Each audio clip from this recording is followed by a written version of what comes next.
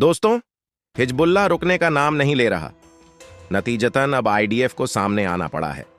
दरअसल हुआ कुछ यूं है कि 7 अक्टूबर के बाद से आज तक लगभग 28 शहर, टाउन्स और विलेजेस खाली कराने पड़े हैं इजराइल को, अपनी खुद की ही जमीन से। बिल्कुल सही सुन रहे हैं आप। नॉर्दर्न इजरायली बॉर्डर से लगभग 60,000 लोगों को पीछे विस्थापित किया गया है।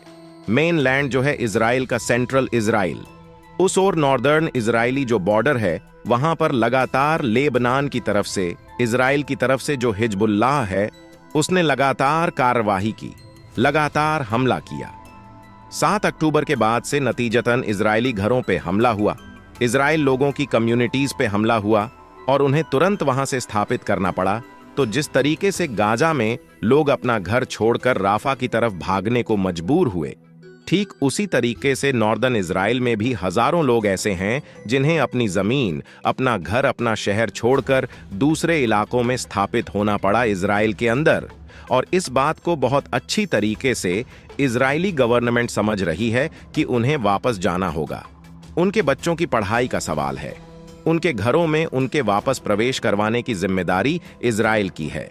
तो वह चाहता था कि हिजबुल्लाह के साथ सीज फायर का डील हो जाए, किसी प्रकार का पेपर पर साइन हो जाए और हिजबुल्लाह जो हमला कर रहा है इजराइल पर वो रोक दे।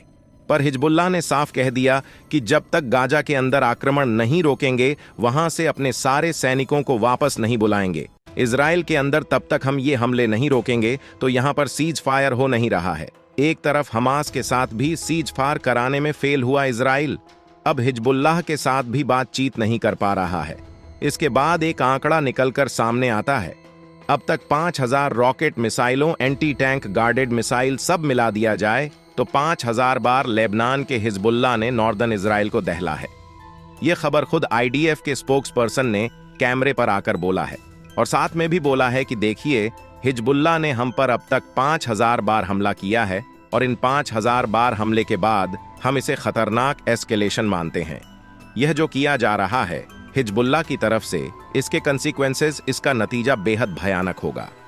हम बड़े पैमाने पर जंग छेड़ सकते हैं। सीधे सीधे लेबनान को चेतावनी दी जा रही है आईडीएफ की तरफ से कि वह जंग छेड़ सकता है लेबनान के खिलाफ। दोस्तों, आने वाले समय में इस जंग को रोकने के लिए अमेरिका ने स्पेशल एडवाइजरी भेज दिया है इजराइल की ओर, जो इजराइल में जाकर हिजबुल्लाह और आईडीएफ के बीच में तनाव को कम करने की कोशिश करेगा। सिचुएशन क्रिटिकल है। इजराइल के अंदर वॉर कैबिनेट की स्थिति जो बनाई गई थी पीएम नेतन्याहू के द्वारा, इजराइल के प्रधानमंत्री के द्वारा, यह दिखाने के लिए कि पक्ष भी साथ है, विपक्ष भी साथ है, सरकार वाला पक्ष भी साथ है और विपक्ष में बैठा जो राजनीतिक पार्टी है इजराइल के अंदर वो भी साथ है, और सब मिलकर के एक वॉर कैबिनेट बनाया गया था।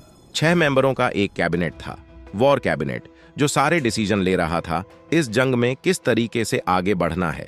इसमें पीएम नेतन्याहू भी थे, अपनी पार्टी के मुखिया जो कि विपक्ष के नेता थे वो भी शामिल थे इसके अंदर। लेकिन बेनी गेंट्स ने इस्तीफा दे दिया है, वो वॉर कैबिनेट छोड़कर चले गए और उसके बाद नेतन्याहू ने वॉर कैबिनेट को डिस्क्लोज कर दिया। कुल मिलाकर देखा जाए तो नेतन्याहू जिस तरीके से जंग को आगे ले जाना चाहते हैं वैसा वॉर कैबिनेट के लोग नहीं चाहते थे, जिसकी वजह से अब वॉर कैबिनेट को ही डिसॉल्डरिंग एक बहुत ही महत्वपूर्ण संस्था थी इजराइल के अंदर, जो डिसाइड कर रही थी कि कैसे छुड़ाना है बंधक को, किस तरीके से शांति समझौता करना है, अगर जंग आगे बढ़ना पड़े तो किस तरीके से जंग में आगे बढ़ना है। ये सब कुछ अब चौपट हो गया। अब जो कुछ भी है पीएम नेतन्याहू अपने हाथ में ले लिया है।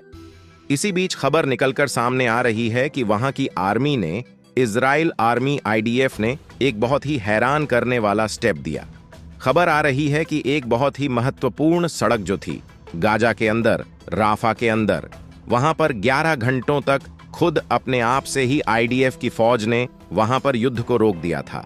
11 घंटे के लिए हर दिन वह युद्ध विराम कर रहे थे ऑलमोस्ट, ताकि जो राहत सामग्री है वह राफा के अंदर तक पहुंचा जा सके। और इस बात की जानकारी जो 11 घंटे का सीज फायर कर रही थी आईडीएफ की फौज, इसकी जानकारी पीएम नेतन्याहू को नहीं दी गई थी, रोज कर रही थी आईडीएफ राफा के अंदर कुछ दिनों से, क्योंकि उन्हें भी महसूस हुआ है कि वहां पर बहुत ज्यादा तबाही मची है, वहां पर ह्यूमैनिटेरियन हेल्प की जरूरत है। तो राहत सामग्री पहुंचने दी जाए। इसलिए उन्होंने अपने ही लेवल पे ये डिसीजन ले लिया था। लेकिन जैसे ही ये खबर पीएम नेतन्याहू के पास पहुंची तो उन्होंने कहा कि सेना इस देश को नहीं चला रही है, इस देश को चलाने के लिए पॉलिटिशियन बैठे हैं। ये जो किया गया है आईडीएफ के द्वारा वो सही नहीं है। जो राइट विंग नेता हैं, जो कट्टरवादी नेता है, कट्टरवादी सोच विचार वाले बेन गुर इजराइल के, उन्होंने कहा कि आईडीएफ अगर ये डिसीजन ले रहा है, जो पॉलिसी बना रहा है 11 घंटे की सीज फायर की, इससे बेवकूफी भरा कदम कुछ नहीं हो सकता, उसे फूलिश कदम बता दिया है। बन गेवर ने तो इससे समझ में आता है कि इस तरीके से वहां ऑन ऑपरेशन हो रहा है। आईडीएफ जो करने वाला है वो देख रहा है कि कितने ज्यादा वहां पर ह्यूमैनिटेरियन है, वहां पर जो पॉलिटिशियन बैठे हैं वो इस जंग को भड़काना चाहते हैं। अब देखना ये होगा कि आगे क्या होता है। क्या लेबनान इजराइल के बीच में जंग छिड़ जाती है? क्या आईडीएफ जिस तरीके से वॉर कैबिनेट डिसॉल्वेशन और हो रही है, बहुत खतरनाक हलचल मच सकती है दोस्तों। हूती विद्रोहियों ने खतरनाक हमला कर दिया है। 2 बिलायन जहाजों पर फिर से एक बार लाल सागर में हिट करने की कोशिश की है हूती विद्रोहियों ने। और इतना ही नहीं, एक यूएस डिस्ट्रॉयर युद्धपोत जो था अमेरिका का, यूएस नेवी का, उसे भी निशाना बना डाला है। हूती विद्रोहियों ने तो जंग बेहद भयानक रूप ले रही है। एक ऐसा मोड़ जो साबित कर रहा है कि लाल सागर का बॉस अमेरिका है, यूके है, या फिर वहां पर यमन का बहुत बड़ा कब्जा है। हूती विद्रोहियों का स्ट्रांग होल्ड है उस इलाके में, क्योंकि इतनी सारी हवाई बमबारी झेलने के बाद भी अगर एक देश जहाज़ों को वहां से निकलने नहीं दे रहा है, उन पर हमले कर रहा है, तो समझ लीजिए कुछ ना कुछ तो ताकत रखता है वो उस इलाके में। और यमन लगातार हमले कर रहा है यूएस डिस्ट्रॉयर शिप्स पर। तो सोचिए दोस्तों, यूएस के युद्धपोत पर हमला करना कितनी बड़ी बात है। सीधे सीधे अमेरिकन आर्मी को उकसाने वाली बात है कि हम तुम्हारे साथ जंग के लिए रेडी है। उस इलाके में कुछ जियोग्राफिक एडवांटेज प्राप्त है यमन की हूती विद्रोहियों को, जिसकी वजह से उस इलाके में लगातार वो हमले कर रहे हैं।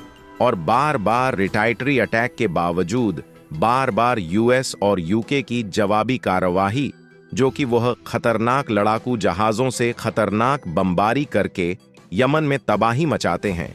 लेकिन उसके बाद भी यमन के हूती विद्रोही अगर लगे हुए हैं तो जरूर इसके पीछे कोई बहुत गहरी साजिश है। ईरान का हाथ तो है ही, लेकिन इतना जरूर है कि हूती विद्रोहियों के पास में खतरनाक ईरानी हथियार आ जाने से वो बार बार नए पैमाने पर अटैक कर रहे हैं।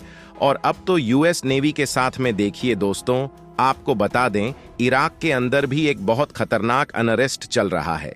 इराक पर तो वहां की सरकार है, पर वहां की सरकार के जो लीडर हैं वो शिया हैं, और ईरान के अंदर शिया बहुल जो है वहां पर साम्राज्य है। तो अब इराक के अंदर हो क्या रहा है कि वहां से अमेरिकी सैनिकों को बाहर भेजने की तैयारी चल रही है। इराक वाले नहीं चाहते कि उनके देश के अंदर अमेरिकी सैनिक रहे, अमेरिकी आर्मी के बेस रहे, जबकि अमेरिका ऐसे नहीं चाहता। अमेरिका मिडिल ईस्ट छोड़कर नहीं जाना चाहते हैं, वो तेल भरी धरती को छोड़कर नहीं जाना चाहते हैं। तो वो एक तरफ यमन अटैक कर रहा है, यूएस नेवी पर इराक के अंदर वैसे ही अटैक हो रहे हैं, सीरिया से भी अटैक होते हैं, और इराक के अंदर जो विद्रोही इस्लामिक एक्सिस ऑफ रेजिस्टेंस वाले, वह लगातार हमले कर रहे हैं आर्मी के बेसिस पर। तो अगर यह जंग भड़क जाती है, अगर कहीं ऐसा होता है कि लेबनान और इजराइल के बीच में जंग भड़कती है, तो ये मान के चलिए आर्मी बेसिस का इस्तेमाल करना शुरू कर देगा अमेरिका। और ऐसे में जैसे ही वो इस्तेमाल शुरू करेगा आर्मी बेसिस का, तुरंत ये सारे एक्सेस ऑफ रेजिस्टेंस वाले खतरनाक हमला कर सकते हैं। अमेरिका पर ऑलरेडी सऊदी अरब और यूएई ने साफ साफ कह दिया अमेरिका को कि आप हमारी जमीन का इस्तेमाल बिल्कुल नहीं करेंगे ईरान पर हमला करने के लिए, या फिलिस्तीन पर हमला करने के लिए, या किसी जगह पर हमला करने के लिए। तो अमेरिका के लिए ऑलरेडी वो समझ लीजिए नो फ्लाई जोन बना हुआ है। ऐसी स्थिति में इराक में पूरी तरीके से घिर सकती हैं। अमेरिकी सैनिक कई बार उनके ऊपर हमला हुआ है। देखना ये होगा कि आगे क्या होता है। क्या ये जंग रुकती है या यूं ही भड़कती जाती है? आपको क्या लगता है? अपनी राय नीचे कमेंट सेक्शन में लिखकर जरूर बताएं। वीडियो को लाइक करें, चैनल को सब्सक्राइब करें।